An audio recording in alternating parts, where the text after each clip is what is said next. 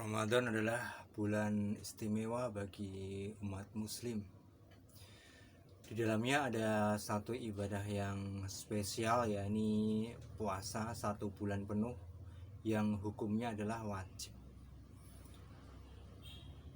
Puasa secara dohir atau secara real, secara tersurat yang kita lihat adalah tidak makan, tidak minum, dan tidak berhubungan suami istri dari tibanya waktu subuh sampai tibanya waktu maghrib.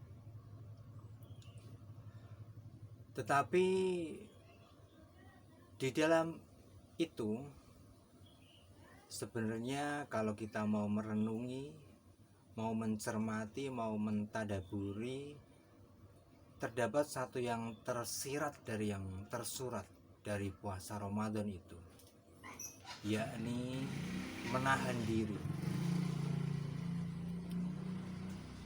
Menahan diri adalah sikap yang mulia bagi manusia karena akan membuatnya menjadi insan yang menjaga jarak dari hasrat ragawi, hasrat badaniah, hasrat materialisme. Itu yang akan membuat manusia menjadi mulia dan dekat kepada Tuhannya. Di dalam Ramadan, kita tidak cuma diminta untuk menahan diri dari sesuatu yang diharamkan, dari sesuatu yang dilarang untuk kita ambil, untuk kita konsumsi.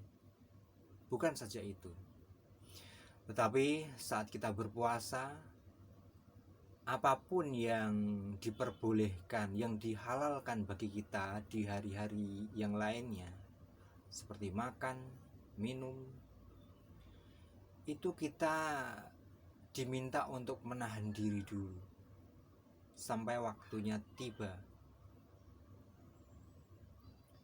Dalam Ramadan, dalam berpuasa, kita tidak cuma diminta untuk menahan apa yang kita inginkan, bahkan juga apa yang kita butuhkan.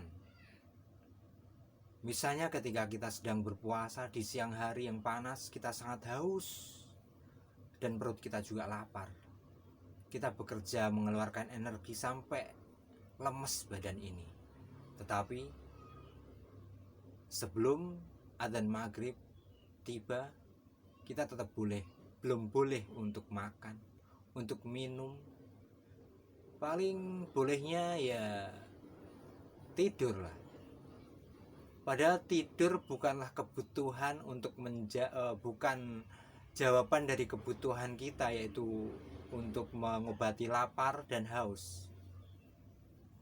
Lapar obatnya makan, butuhnya makan. Minum, butuhnya minum. Tapi kita tidak diperkenankan oleh Tuhan untuk mengambil pada saat kita butuh itu.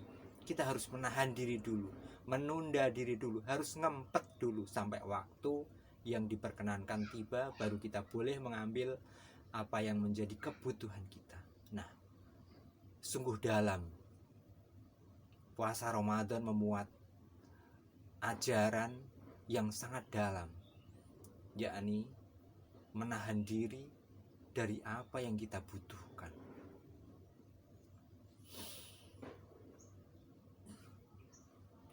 Maka itu puasa Ramadan jika kita tunaikan, kita laksanakan dengan sepenuh hati, sepenuh jiwa, sepenuh kesadaran, sampai pada kesadaran ini tadi, maka akan membuat kita manusia yang lebih mulia dari sebelumnya, manusia yang jadi entitas spiritual, jadi manusia yang melangit, manusia yang meletakkan hasrat duniawi, hasrat materi di tempat yang rendah, yang di belakang, yang kita mengedepankan hal-hal yang bersifat nilai, bersifat prinsip, bersifat moral, bersifat spiritual. Itu yang kita kedepankan. Dan kalau itu tercermin, masih kita laksanakan di dalam hari-hari yang lain selain bulan Ramadan, selain saat kita berpuasa itu akan membuat kehidupan menjadi jelas lebih baik. Dan menahan diri ini akan terkait erat dengan ekologi. Persoalan ekologi, kerusakan lingkungan, penyebab utamanya oleh para pakar disebutkan menurut penelitian adalah perilaku antroposentris, yakni perilaku yang didasari oleh anggapan bahwa manusia adalah pusat kosmos. Manusia adalah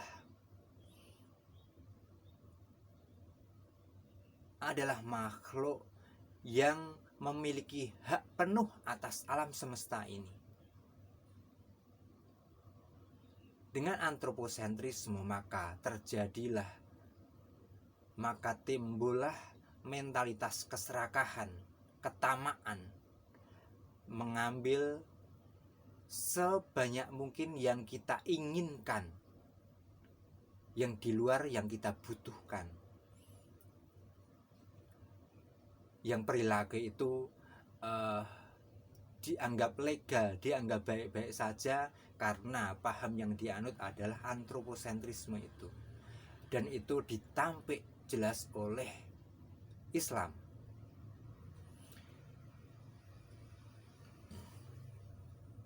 Islam mengatakan bahwa alam semesta adalah makhluk Tuhan, diciptakan oleh Tuhan dan dimiliki oleh Tuhan. Dan manusia adalah juga makhluk Tuhan, sebagaimana juga alam semesta ini beserta isinya. Artinya manusia adalah bagian dari alam semesta, sama-sama makhluk Tuhan. Dan manusia diberikan keistimewaan, diberikan amanah yang khas yang tidak diberikan kepada makhluk Tuhan yang lain, yakni amanah untuk menjadi khalifah. Khalifah adalah wakil Tuhan di alam untuk mengelola, untuk memegang manajerial pengelolaan interaksi antar sesama manusia atau interaksi sosial dan interaksi antar manusia dengan makhluk lain selain manusia, yakni yang disebut ekologi. Jadi tugas khalifah adalah memegang manajerial sosial ekologi dalam kehidupan ini agar terjadi kehidupan yang harmonis. Tetapi pada kenyataannya lebih banyak manusia yang tidak taat kepada Tuhannya daripada yang taat kepada Tuhannya. Dan bahkan mungkin baru segelintir orang yang sadar akan perannya di dunia ini, yakni sebagai khalifah itu.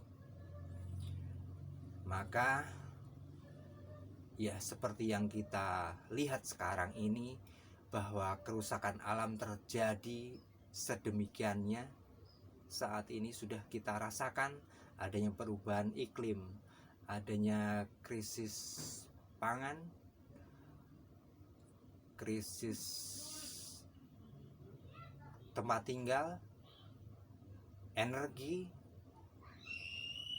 sampai persoalan kesehatan, yang semua itu diakibatkan oleh ketidakseimbangan ekosistem, oleh ketidakharmonisan kehidupan yang ada di alam semesta.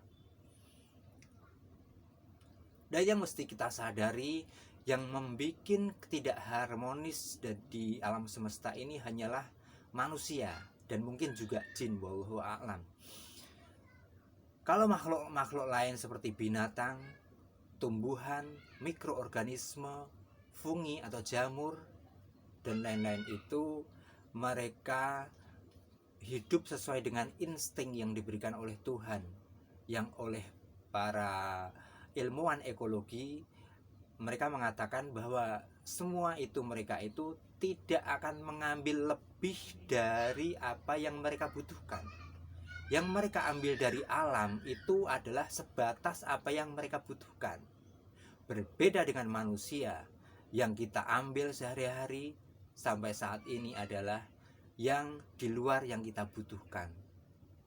Bahkan jauh lebih banyak dari yang kita butuhkan. Karena yang kita umbar adalah keinginan.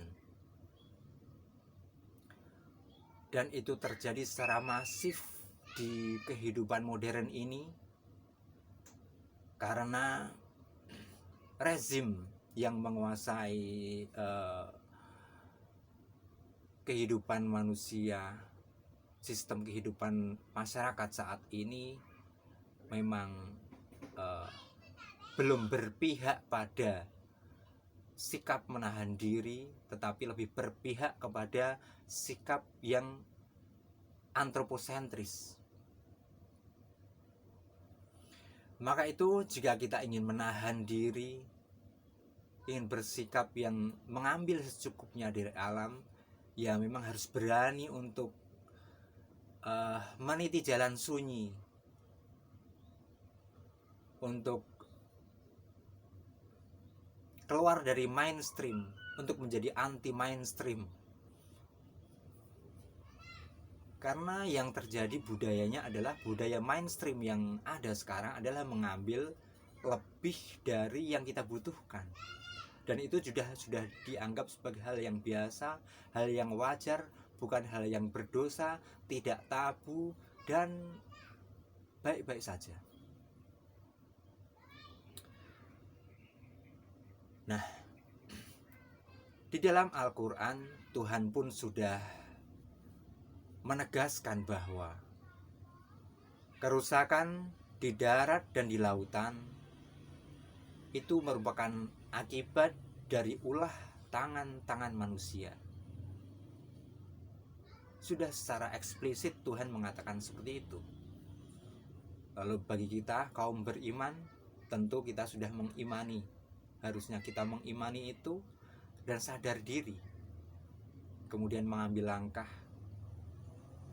untuk berbenah diri, yang di dalam Ramadan kita sudah difasilitasi dengan latihan menahan diri.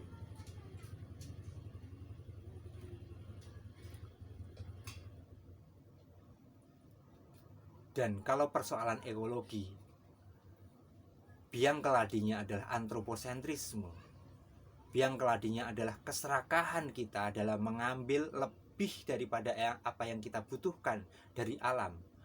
Atau dalam kata lain adalah sikap eksploitatif.